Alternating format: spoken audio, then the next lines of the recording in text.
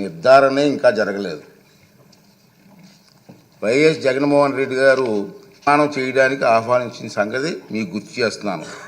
అదేవిధంగా ఆంధ్రప్రదేశ్ 16వ శాసనసభ సభ్యుల ప్రమాణ స్వీకార కార్యక్రమంలో 21/6/2024 జరిగింది. కానీ స్పీకర్ ఎన్నిక మరణాడు అంటే 22/6/2024 నాడు జరిగింది. ప్రతిపక్ష నాయకుడిగా గుర్తింపు ఇవ్వగలిగితే అధికారం కేవలం స్పీకర్కి మాత్రమే ఉంటుంది.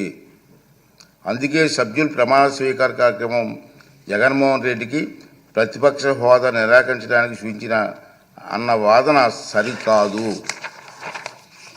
నిజానికి జగన్మోహన్ రెడ్డి వైఎస్ఆర్సీపీ శాసనసభాపక్ష నాయకుడిగా ఎన్నికైనట్టు 26/6/2024 వరకు మా సచివాలయానికి తెలపలేదు. నెంబర్ 1. అలాంటప్పుడు జూన్ 26 కంటే ముందు, అందున స్పీకర్ ఎన్నిక జరగకముందు ప్రతిపక్ష నాయకుడి హోదా గురించి నిర్ణయం తీసుకోవడం సాధ్యమా? ఇది ఒకటి గమనించవలసిన అవసరం ఉంది. ప్రతిపక్ష నాయకుడి హోదా ఎవరైనా అర్హులా కాదా అనేది కేవలం రాజ్యాంగ సూత్రాలు, కోర్టు తీర్పులు, చిరకాల సాంప్రదాయాల ఆధారంగా మాత్రమే నిర్ధారించగలరు. ఆంధ్రప్రదేశ్ వేతనాలు, పెన్షన్ చెల్లింపు అనర్హతల తొలగింపు చట్టం 1953లో ప్రతిపక్ష నాయకుడి హోదా ప్రస్తావన ఉంది. ఆ చట్టంలో సెక్షన్ 12B ప్రకారం ఎవరైనా ప్రతిపక్ష నాయకుడి హోదా ఇవ్వాలంటే వారు చట్టసభలో సభ్యులై ఉండాలి. 2, వారు ప్రభుత్వ వ్యతిరేక రాజకీయ పార్టీ సభలో నాయకుడై ఉండాలి. ఇది క్లియర్గా ఉంది. 3, ప్రతిపక్షంలో ఉన్న వారి పార్టీకి అత్యధిక సంఖ్యాబలం ఉండాలి. 4, మరీ ముఖ్యంగా ఆ వ్యక్తి సభాపతి ప్రతిపక్ష నాయకుడిగా గుర్తించాలి. ఒకవేళ అత్యధిక సంఖ్యాబలం గల ప్రతిపక్షాలు ఒకటి కన్నా ఎక్కువ ఉంటే పార్టీ హోదాను దృష్టిలో ఉంచుకొని వాటిని ఏదో ఒక పార్టీ నాయకుడిని సభాపతి ప్రతిపక్ష నాయకుడి హోదా కల్పించవచ్చు. ఈ విషయంలో సభాపతి నిర్ణయానికి తిరుగుండదని సెక్షన్ 12B మూలం ఏ ప్రతిపక్ష పార్టీకి ఎన్నికల్లో కనీసం 10% సీట్లు రాలేదు కనుక ఎవరికీ ప్రతిపక్ష నాయకుడిగా గుర్తింపు దక్కలేదు. అలాగే 5, 7, 8, 16, 17వ లోక్సభలలోనూ 10% ఉత్తరాన్ని పాటించడంతో ప్రతిపక్ష నాయకుడిగా ఎవరు గుర్తింపు పొందలేకపోయారు. ఇటీవల పొరుగులో ఉన్న తెలుగు రాష్ట్రాల్లో 2021-2019 ప్రతిపక్షంలో ఉండే అతిపెద్ద పార్టీ నాయకుడు ప్రతిపక్ష నాయకుడిగా సభాపతి గుర్తింపు ఇచ్చారు. కానీ కొద్ది నెలల తర్వాత 9/6/2019 సభలో ఆ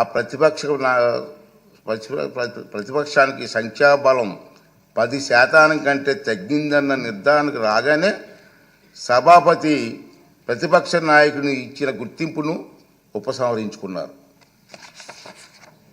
అలాగే 8వ లోక్సభలో తెలుగుదేశం పార్టీకి 10% సంఖ్యాబలం లేకపోయినా ఉపేంద్ర గారిని ప్రతిపక్ష నాయకుడిగా గుర్తింపు లభించిందన్న మాట కూడా అవాస్తవం. మనం మాట్లాడుతున్నాం టీవీలో ఉపేంద్ర గారికి ఇచ్చారు కదా మీరని. అది వాస్తవం కాదు. నేను రికార్డ్ అంతా వెరిఫై చేయించాను. అది వాస్తవం కాదు. ఉపేంద్ర గారు ఆనాటి సభాపతి టీడీపీ గ్రూపు నాయకుడికి మాత్రమే నిర్ణయించారు.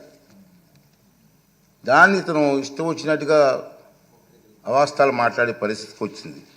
ఈ వాస్తవాలను, సాంప్రదాయాలను దృష్టిలో ఉంచుకుంటే 175 మంది సభ్యులున్న నేటి ఆంధ్రప్రదేశ్ శాసనసభ అతిపెద్ద ప్రతిపక్ష పార్టీకి కనీసం 18 మంది సభ్యులుంటే తప్ప ప్రతిపక్ష నాయకుడి హోదా రాదని అందరికీ అర్థమవుతుంది. ఈ నిబంధనలు, సాంప్రదాయాలు ఉదాహరణలో జగన్మోహన్ రెడ్డికి తెలియదని చాలామంది అనుకుంటున్నారు. కానీ తప్పు. తెలుసు.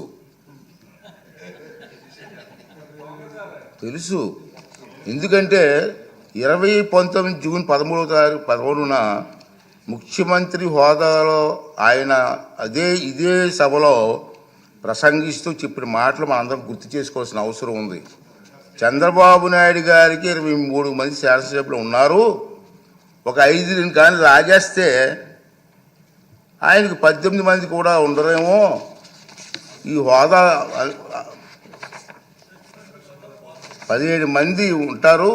అప్పుడు ఆయన ప్రతిపక్ష నాయకుడు స్టేటస్ కూడా ఉండదని చెప్పి ఇదే జగన్మోహన్ రెడ్డి గారు ఈ హౌస్లో మాట్లాడిన సంగతి మీ అందరికీ తెలుసు. మరి అది తెలియ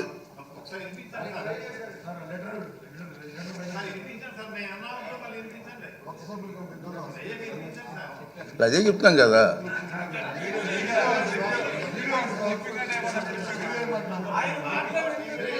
ఆయన మాటలు వినిపించాలా? అయితే మరి రికార్డు చేయాలి, మరి వినిపిద్దాం.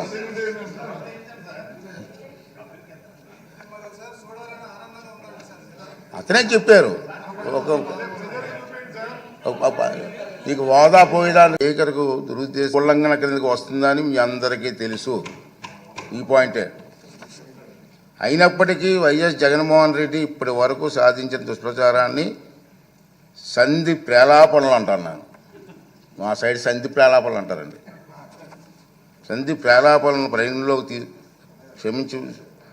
ప్రేలాపనలుగా పరిగణించి క్షమిస్తున్నాను. సభాపతి హోదాలో క్షమిస్తున్నాను. ఈ ధోరణి ఇలాగే కొనసాగిస్తే భవిష్యత్తులో ఎలాంటి చర్యలు తీసుకోవాలనేది ఈ సభలోని సభ్యుల సమిష్టి విజ్ఞతకు వదిలేస్తున్నాను. రూలింగ్ అవునండి, మీరు సభాపతి చేశారు కదా. ఈ సందర్భంగా మహానుభావుడు శ్రీ నందమూరి తారక రామారావు గారి ప్రజాసేవలో ఉన్నవారికి చెప్పిన తారక మంత్రం గుర్తు చేసుకుందాం. తారక మంత్రం సార్, ప్రజలే దేవుళ్ళు, సమాజమే దేవాలయం. ఈ శాసనసభ ప్రజలు అనేక దేవుళ్ళు నేరుగా ఎన్నుకున్న దేవాలయం. మళ్ళీ ఒకసారి రిపీట్ చేస్తాను. ఈ శాసనసభ ప్రజలు అనే దేవుళ్ళు నేరుగా ఎన్నుకున్న దేవాలయం.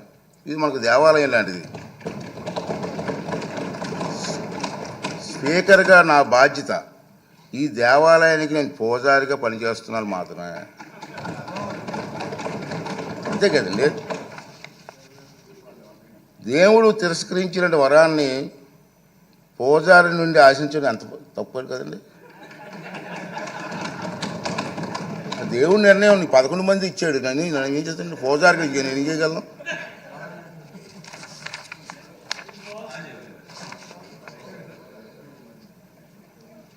ఈ నియోజకవర్గాల్లో ప్రజలు ఈ సందర్భంగా వాళ్ళ సభ్యులు కూడా రావట్లేదు, మీరు చూస్తూనే ఉన్నారు. ఈ సందర్భంగా సభకు దూరంగా ఉంటున్న సభ్యులకి నా విజ్ఞప్తి ఏంటంటే, మీ నియోజకవర్గాల్లో ప్రజలు మీకు ఇచ్చిన గౌరవాన్ని, బాధ్యతను గుర్తు చేసుకోండి.